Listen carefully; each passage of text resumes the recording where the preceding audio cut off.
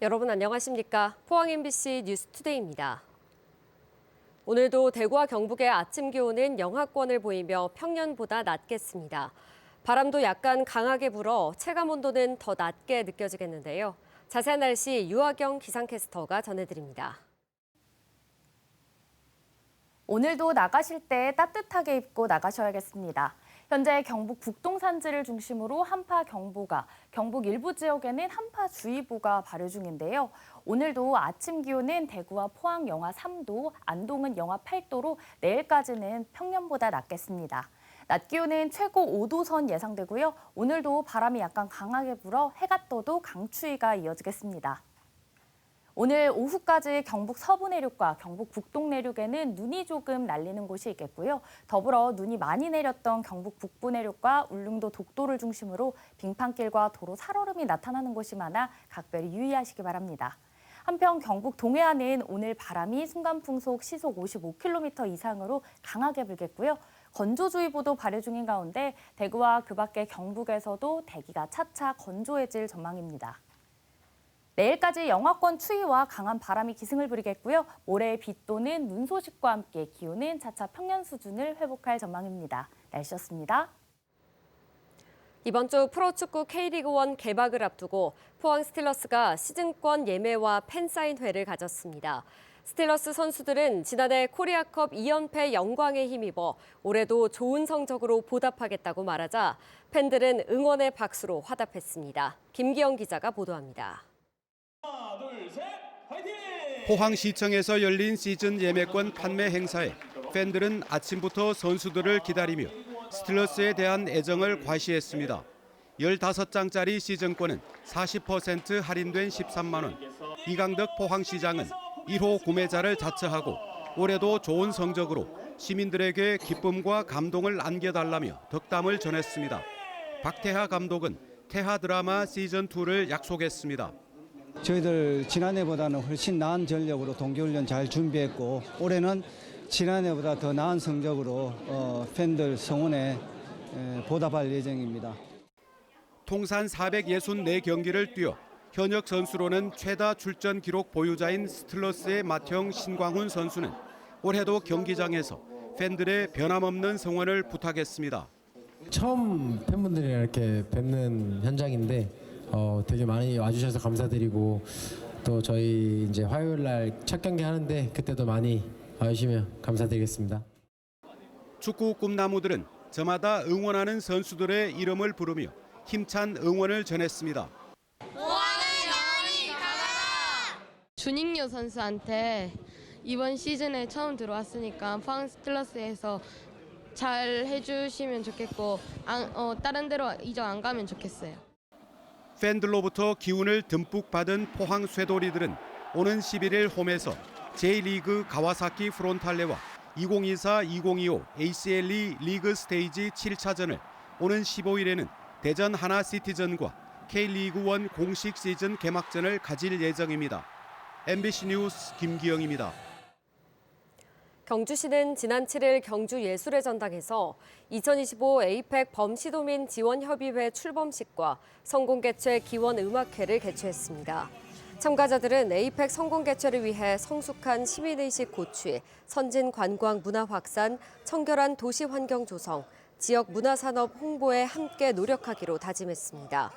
에이펙 범시도민 지원협의회는 시민 홍보단과 시도민 협력단, 청년 홍보지원단, 자원봉사단 등 8개 조직으로 구성돼 앞으로 에이펙과 관련된 다양한 지원 활동을 펼치게 됩니다.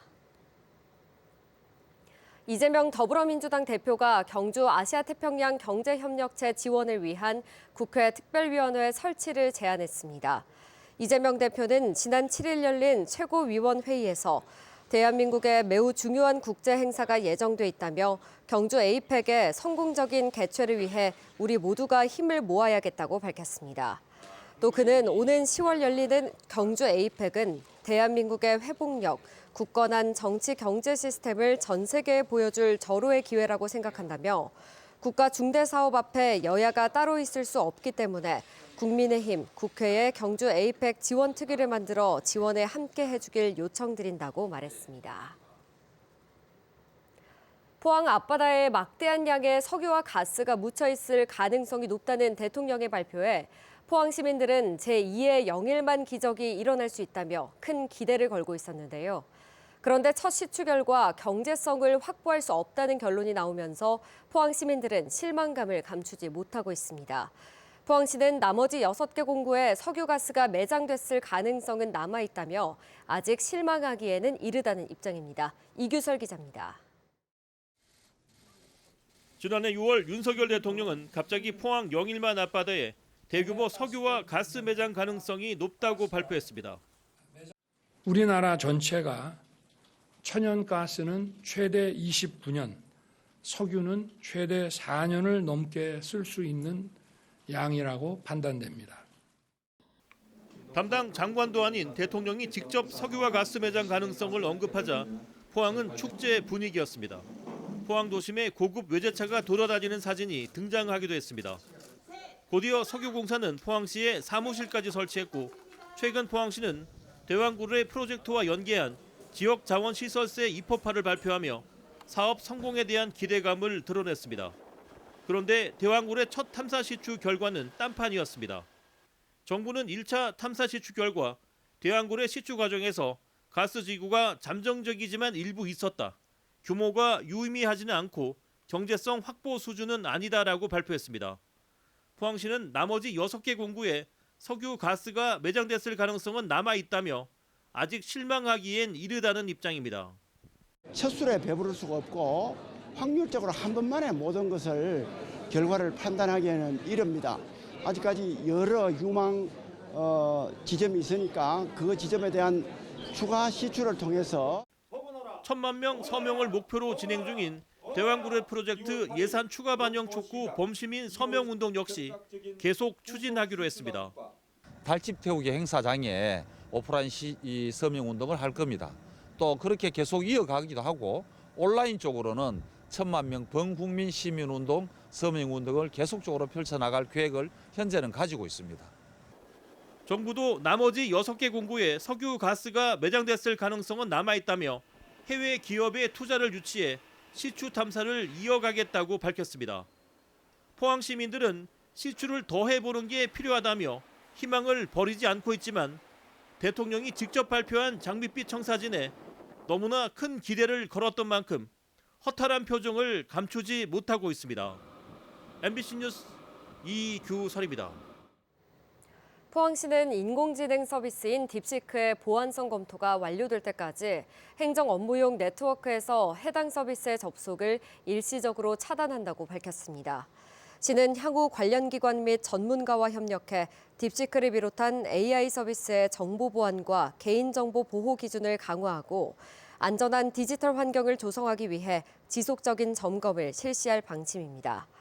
앞서 행정안전부와 국가정보원은 모든 중앙부처와 지방자치단체에 생성형 AI 서비스 활용 시 보안 주의사항을 안내한 바 있습니다. 녹조 현상이 극심한 낙동강 주변에 사는 주민들의 코 속에서 맹독성 발암물질로 알려진 유해 남세균 독소인 마이크로시스틴이 검출돼 충격을 주고 있습니다. 특히 낙동강 중류인 대구가 남세균 독소 노출에 가장 위험한 것으로 나타났습니다. 신병철 기자가 보도합니다. 낙동강 네트워크와 대한하천학회, 환경운동연합 등은 지난해 여름 낙동강 주변 주민과 활동가 등 97명을 상대로 콧속 조사를 실시했습니다. 의료계와 학계 등이 참여해 지난해 8월 20일부터 9월 10일 사이에 이뤄진 이번 조사에서 97명 가운데 47.4%인 46명에게서 녹조 독소인 마이크로시스틴이 검출됐습니다. 특히 정상가리보다 독성이 6,000배 이상 강한 마이크로시스틴 LR이 전체의 73.9%인 34명에게서 나와 가장 큰 비중을 차지했습니다. 세계보건기구 등에 따르면 발암물질인 마이크로시스틴에 장기간 노출되면 간이 손상되거나 생식 기능에 이상이 생길 수 있습니다. 여러 에어로졸 내지는 찰랑찰랑거리는 물방울 속에 들어있으면서 공기 중으로 떠다니고 그 떠다니는 것을 근처 혹은 여러 가지 활동하는 사람들이 흡입을 할 수 있고 코 비강 속에서 확인된다. 특히 낙동강 중류인 대구가 마이크로시스틴에 많이 노출된 것으로 나왔습니다. 조사 대상자 12명 가운데 83.3%인 10명에게서 마이크로시스틴이 검출돼 가장 심각했습니다. 직업별로는 현장 활동가가 15명 가운데 9명으로 검출률이 60%로 가장 비중이 높았습니다. 다음은 농축산업이 28명 중 14명으로 50%, 어업이 11명 가운데 5명으로 45.4%, 주민 43명 중 18명 18%로 뒤를 이었습니다. 이번 조사에서 검출된 마이크로시스틴 수치는 2010년 미국 캘리포니아주에서 이뤄진 조사 때 결과보다 최대 4.3배 높았습니다. 대한민국 국민은 건강하고 쾌적한 환경에서 생활할 권리를 갖고 있습니다. 지금 이렇게 오염돼서 녹조 독소가 날리는 곳에서 살아야 되겠습니까? 환경단체들은 마이크로시스틴이 검출된 46명 중 40명을 상대로 급성기 증상도 조사했습니다. 복수로 응답이 가능한 이번 조사에서 58%인 23명이 재채기를 호소해 가장 많았습니다. 눈 가려움증과 이상 눈물 분비 등을 언급한 사람은 21명으로 53%로 그 뒤를 이었습니다. 호흡기를 통해 마이크로시스틴이 검출된 것은 국내에서 처음으로 국민 건강에 큰 위험 요인으로 꼽힙니다. 녹조 독소가 코나 기도로 들어와서 점막이 파괴되게 되면 그 녹조 독소가 혈관을 통해서 온몸으로 퍼질 수 있어서 정말 걱정이 많이 되는 그런 상황입니다. 이미 환경단체들은 녹조 위험으로부터 국민을 보호하려면 대통령 직속으로 국민위원회를 구성해 근본적인 문제 해결을 해야 한다고 주장했습니다. MBC 뉴스 신병철입니다. 울진군 농업기술센터는 전문 농업인재 육성을 위해 오는 21일까지 2025년 울진 녹색농업대학 입학생을 모집합니다. 표고버섯과 농업대전환과 농산물 베이커리 가공과 등 3개 과정 80명을 모집해 전문 기술 이론과 실습 등 연중 100시간 이상 일정으로 진행할 예정입니다. 신청 자격은 울진 지역 농업 경영체로 등록된 농업인이며 입학 원서는 울진군청 홈페이지에서 내려받아 온라인 등으로 접수하면 됩니다.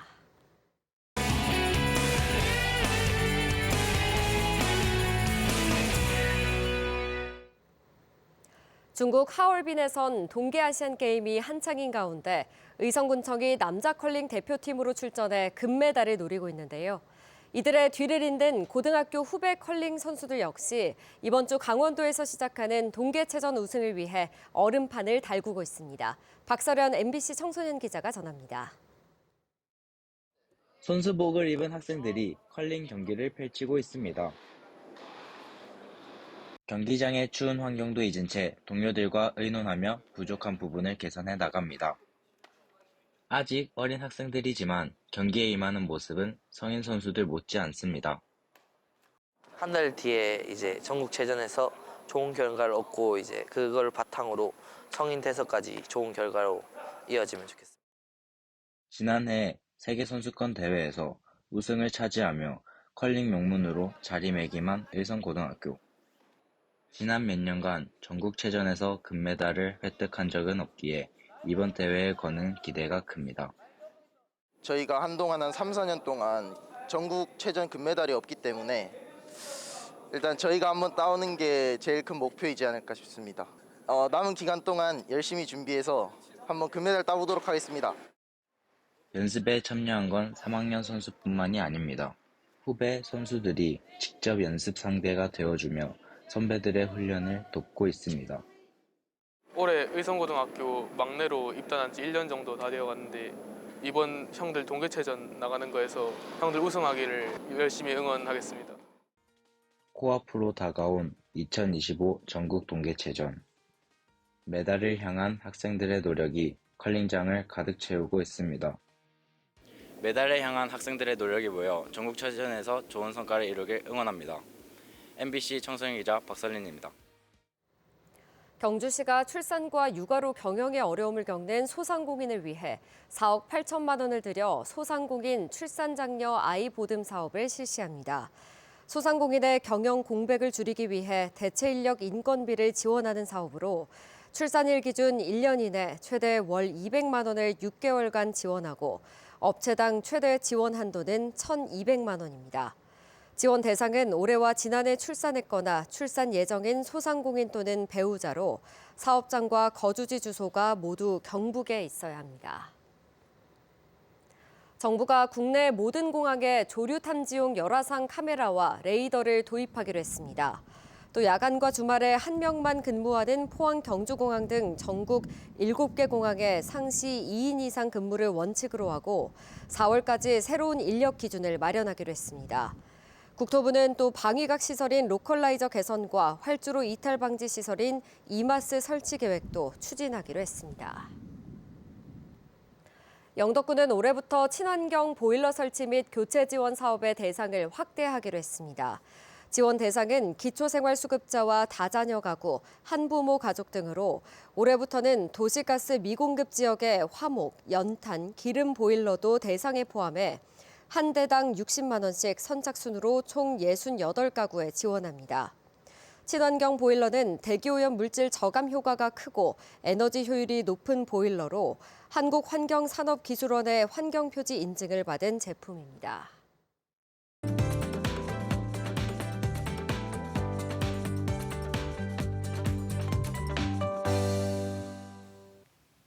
오늘도 나가실 때 따뜻하게 입고 나가셔야겠습니다. 현재 경북 북동 산지를 중심으로 한파경보가, 그 밖에 경북 일부 지역에는 한파주의보가 발효 중인데요. 아침 기온도 대구와 포항은 영하 3도, 안동은 영하 8도로 내일까지는 평년보다 낮겠습니다.